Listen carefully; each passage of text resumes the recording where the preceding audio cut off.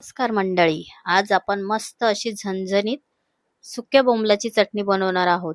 बोंबलाच्या चटण्या खूप वेगवेगळ्या पद्धतीने बनवल्या जातात, पण या पद्धतीने तुम्ही एकदा करून बघा.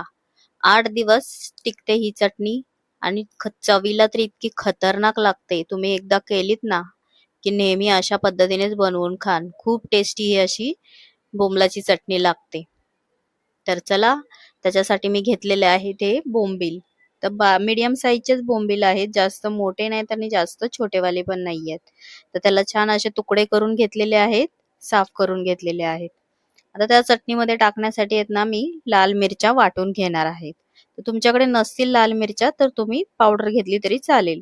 मी या लाल मिरच्या आणि काश्मीरी मिरच्या घेतल्या आहेत आणि लसूण घेतला आहे. बस एवढंच सामान लागणार आहे आपल्याला. आणि हे कांदे, तर हे 5 ते 6 मीडियम साईजचे कांदे घेतलेले आहेत. आता याला आपण आहे ना कापून घ्यायचं आहे. अजिबात बारीक कापायचं नाही, कारण आपण याला मिक्सर मधने फिरवून घेणार आहे. त्याच्यामुळे मोठमोठे असे पीस करून घ्यायचे आणि आता ते आपण मिक्सर मध्ये घालून घेऊया. आधी आपण खाली मिरच्या घालूया, म्हणजे मिरच्या बारीक होतील आणि वरती त्याच्यावरती कांदे टाकूया हे कापलेले. जसे बसतील तसं घेऊया आणि हे मिक्सर मध्ये आता आपण हे फिरवून घेऊया.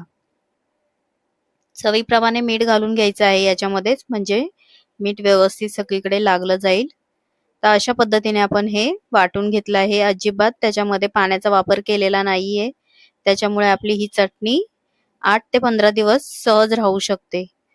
तर आता हे बोंबील आहेत ना, आपण कढईमध्ये चांगले आता भाजून घ्यायचे आहेत. थोडेसे असे कडकपणा यायला पाहिजे त्या बोंबलाला. थोडस लालसर असा कलर यायला लागला की आपण त्याला काढून घ्यायचे. व्यवस्थित असे खरपूस आता याला भाजून घेऊया आधी आपण. खूप पटकन होणारी, कमी साहित्यात होणारी आणि चवीला अतिशय टेस्टी ही चटणी आहे. तर आता ही आपण भाजून झाल्या तर प्लेट मध्ये काढून घेतलंय. तर आपण धुवून ठेवून देऊया. तर दुसरीकडे आता कढईत मी तेल घेतलेलं आहे, त्याच कढईमध्ये. आणि तेल गरम झाल्यावर आता हे वाटण केलंय ना आपण, ते आता सगळं वाटण आपण याच्यामध्ये सोडून घेऊया तेलामध्ये. तेलाचं प्रमाण थोडंसं जास्त लागतं, कारण आपण कच्चे कांदे वापरलेले आहेत.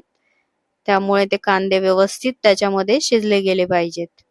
पण नंतर चटणी होईपर्यंत अजिबात तेल राहणार नाहीये त्याच्यामध्ये. आता याला छान असं परतून घ्यायचंय.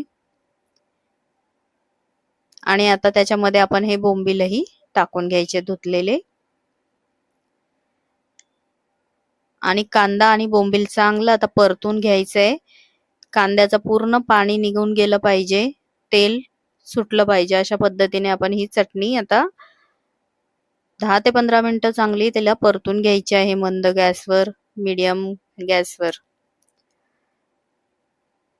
तर बघू शकता कशी झालेली आहे ही चटणी. तेलही पूर्ण गेलेलं आहे. तेवढ्या प्रमाणात तेल लागतं ह्या चटणीला. तर बघा किती कलरही छान आलेला आहे काश्मीरी मिरचीचा वापर केल्यामुळे. आणि टेस्ट इतकी छान लागते ना ह्या चटणीची, तुम्ही एकदा नक्कीच करून बघा, तुम्हाला खूप आवडेल. तुम्ही एकदा केलीत ना की नेहमी खाल. आपल्या साधा मुगाच्या डाळीची खिचडी भात असते ना, त्याच्याबरोबर खायला खूप टेस्टी लागते. किंवा भाकर चपाती कशाबरोबरही तुम्ही खाऊ शकता.